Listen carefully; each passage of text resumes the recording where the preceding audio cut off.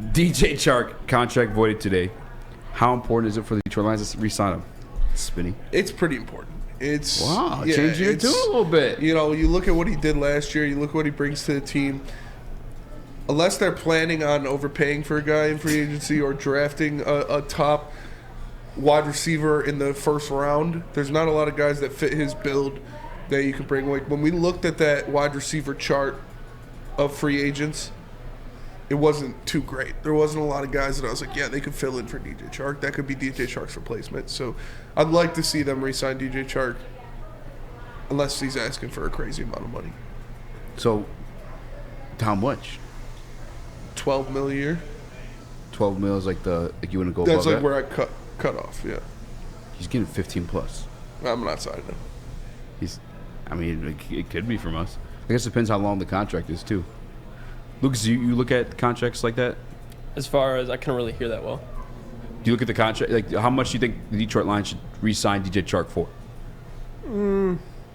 Considering that I want to bring back Jamal, obviously, I'd like to bring back Anzalone just for a veteran presence. I'd probably say like 9 to 11. Yo, you're tripping, bro. He's played on 10. That's what I'm saying. So I think. And he couldn't stay healthy.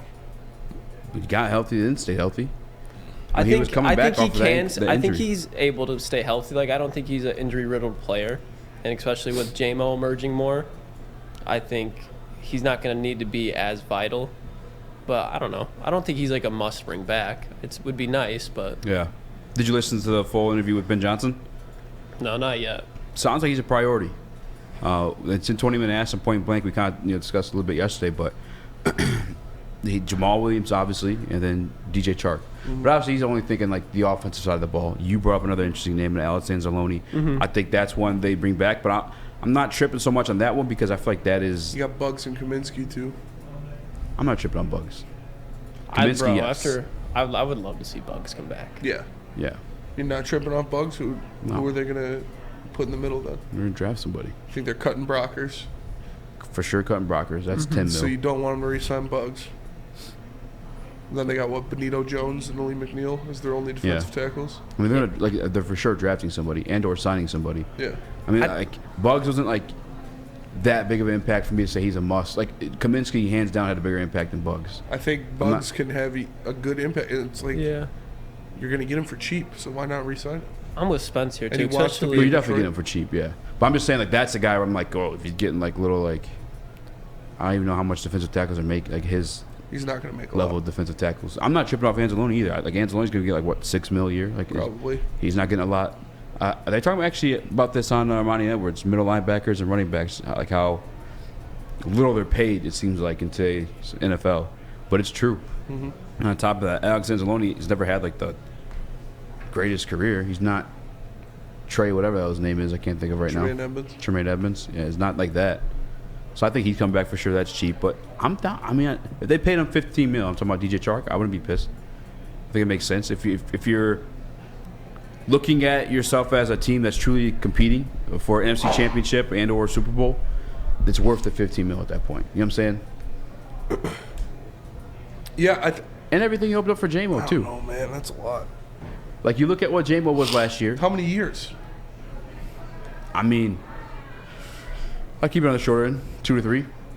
I would put some incentives in there, like for sure. You have to play at least 15 games for like a $2 million bonus. Yeah, that's fair. That's how most stuff is contracted. Not a lot. They're getting rid of that in the NFL a lot.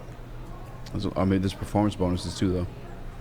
A lot of teams are denying that. But that's the worry. It's not the performance. When he's out there, he's good. Obviously, he's a good player. And him and Goff had some rapport at the end of the year. They had some chemistry going on at the end of the year. But it's, can he stay on the field? Can he play a whole season? Yeah. Dom Rivera in the Woodward Sports chat is with you guys in terms of Bugs. This is Bugs is underrated. I watched some videos of Bugs hyping up the defense. Usually those people are captains, so that tells me he had pull. I agree. I think he had pull. I watched him like hype up the defense too, but if the money's coming down to it, I don't need that. Yeah. You know what I'm saying? This guy is nuts, says Econ. I don't know who he's talking about. Probably you paying DJ Chark $15 million a year. I'm paying. But like honestly. And I'm not bashing. I guess I just want to see your other side of it because I don't see it. The other side of what? What's the difference in signing DJ Chark to $15 million for 2 or 3 years versus drafting somebody that you can get for cheaper and potentially develop longer? And I'm not saying you're wrong. I just want to see why you think that way. That makes sense. No, I don't say I don't think I think that way. I just said I don't have an issue with the re-signing Chark, and the reason why I'm not saying this specifically. Again, I'm just saying I think Chark is I don't want to say vital, but he's a big part of this offense. You look at what J-Mo was, and if you listen to that interview with Ben Johnson, he point blank asked him, is J-Mo an X receiver? Because that's what a lot of people are saying is you don't need DJ Chark. With Jameson Williams to just fill a spot. Well, if you listen to the offensive coordinator talk to Tim Twentyman, he says, I like J-Mo in the slot. That's why you see like the fast guys in the slot. You put them in the slot for a reason, and they do well there for a reason. That's where he wants to play J-Mo. So, and then you also factor that in with, like, when J-Mo did touch the ball last year, I'm sorry about saying this every single show, but almost every single play was a touchdown. Every single play. Mm-hmm. And that part of that, though, him being open in those situations was because of DJ Chark doing what he does as well. I think DJ Chark's also a good blocker. If you guys like Jamal Williams, I think you have to factor in, like, I guess DJ Chark probably more on the outside runs. Jamal really wasn't that, but I mean, it still has an impact. But if they went the route of wanting to draft somebody, then yeah. But if you're competing, if you're JB and you think they're winning the NFC, meaning they're going to the Super Bowl next year, then why not? You see teams do the F them picks route all the time.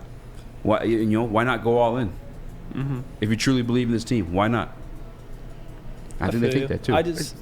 My thing is I just worry about it potentially just because of the money. Is just would that, because your point is why not? I guess it's because you could be using that money elsewhere to shore up other pieces down the road. And that's my concern with bringing a guy back like Chark, who I think is like a C+, B- wide receiver when you fall on the scale. Like not anything even close to bad, but I don't think you can call him like elite. I think he's good, but I think you can use that money elsewhere so you can get young elite talent. Again, if my whole thing is if they are where a lot of Lions fans think they are. I don't know that they're there. And actually, it doesn't sound like Brad Holmes thinks they're there either. But, like, it doesn't hurt. Or it's not that it doesn't hurt. You do that.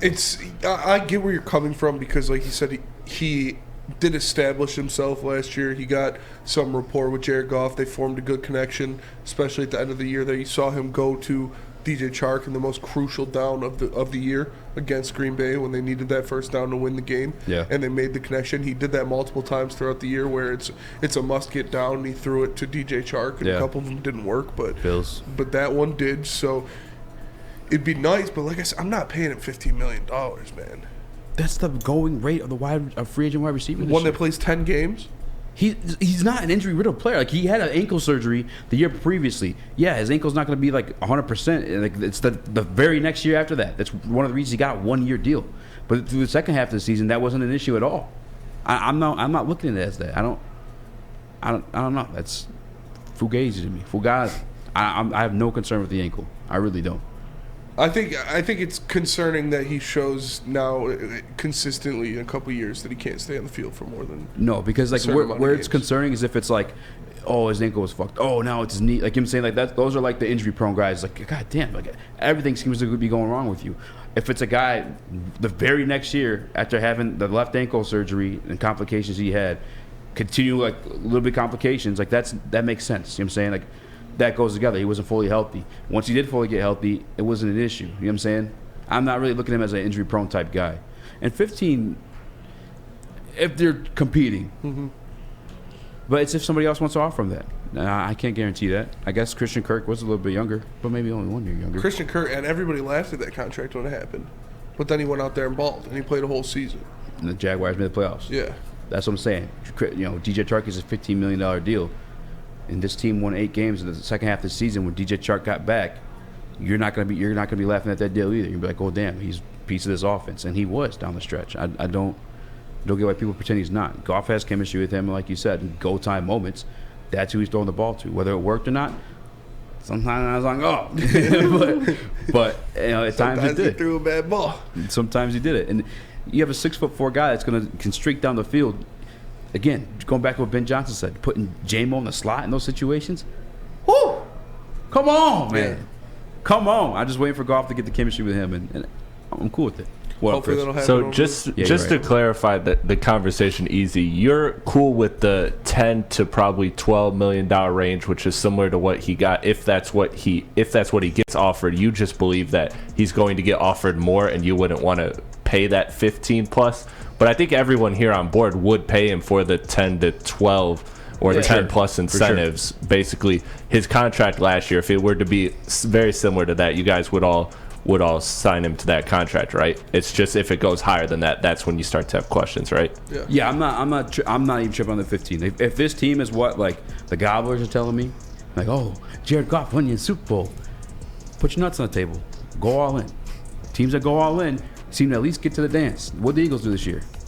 They went all in. Yeah, it's different. I mean, they went all in. But that's what I'm saying. Go all in. The Rams the year previously went all in. The only time I could think of a scenario like that didn't work was like the Dream Team Philadelphia Eagles. They're like Mike Vick and Nnamdi Asomugha and all them guys. It just didn't work out. Oh, I thought Nnamdi Asomugha was cold. Nnamdi Asomugha was a dog for a couple years.